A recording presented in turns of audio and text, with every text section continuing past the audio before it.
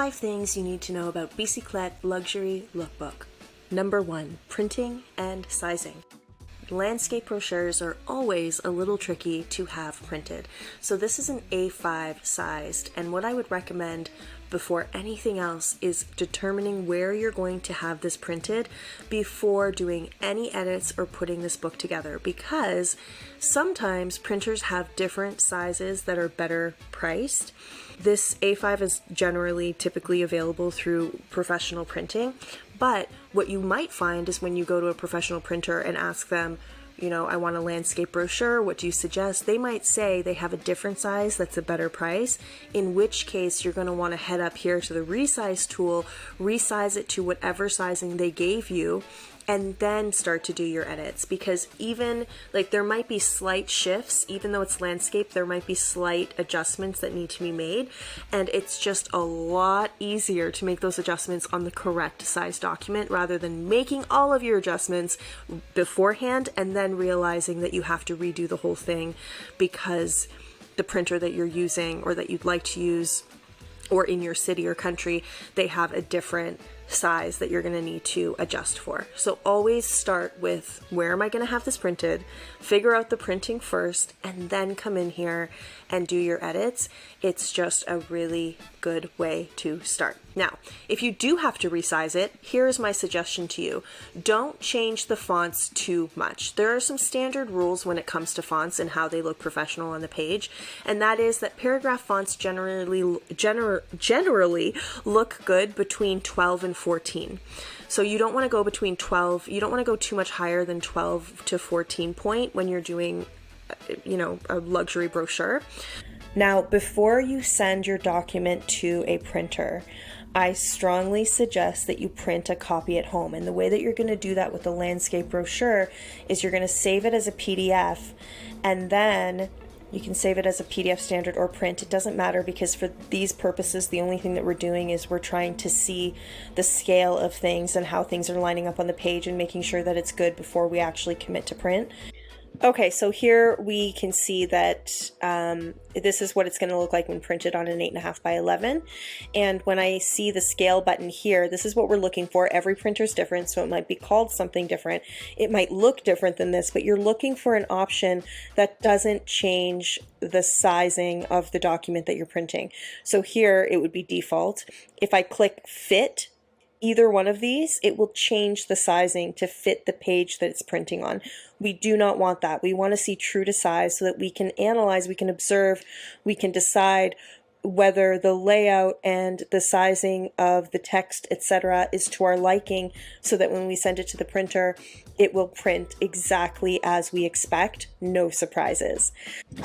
Now, one more print rule before we move on. Always head to File, View Settings, and show Print Bleed before you send this to the printer. This dotted line that you see here is going to be where the printer makes their cuts. So any information, anything that you do not want to have cut off should not be beyond this dotted line, and it shouldn't be close to the dotted line either. Number 2 is multiples of 4. When you send this to the printer, your document has to be divisible by 4. So right now you see that it's 19. That's not divisible by 4. And the reason why there aren't a divisible by 4 would be 8, 12, 16, 20.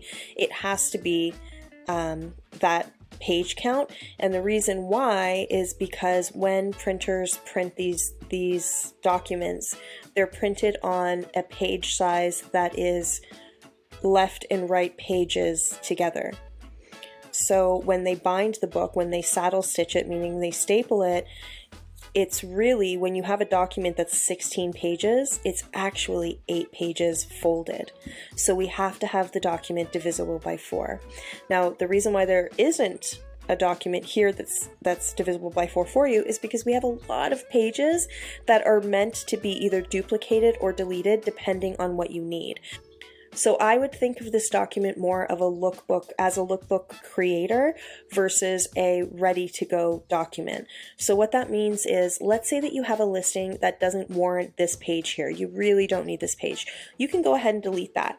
You can delete any pages that don't work for you, and then duplicate the layouts that do work for you. I've also made sure to design this in a way where every single page works as a left or right page, so you don't need to worry about that.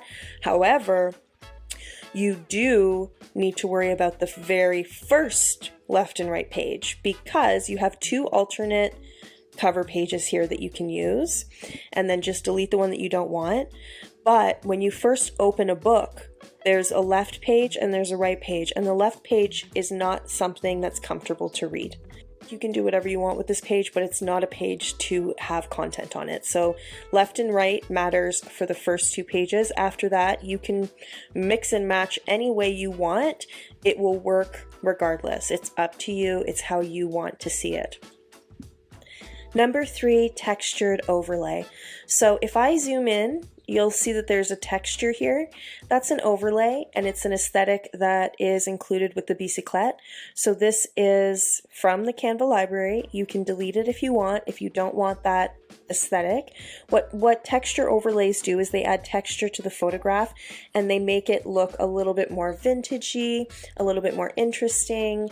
It gives it that kind of dreamlike look and feel. So if your listing warrants it, you can absolutely do it. I'm going to zoom in on this, you'll be able to see it. If not, you can go ahead and delete it. Number 4, grid view. Grid view, which is the view that we're in right now, is your best friend before heading to print. So once you've deleted the pages that you don't want, so once you've organized everything, it's always good to come to grid view to get a bird's eye view and to see how your layout has worked out. And if you need to make any adjustments, you can go ahead and do that. But grid view is the way to get that bird's eye view before you head to print. And number 5 is the alternative document for you. That is the exact same document, the exact same Bicyclette Lookbook layout. And the reason we did this is because it can be far less expensive to print 8.5 by 11 than it is to print a landscape brochure. And of course, you can use this for anything. It doesn't have to be a lookbook. It can be, if you like the layout for something else, you can absolutely use it for something else. It is yours for life. And that is it. Happy designing, my friends.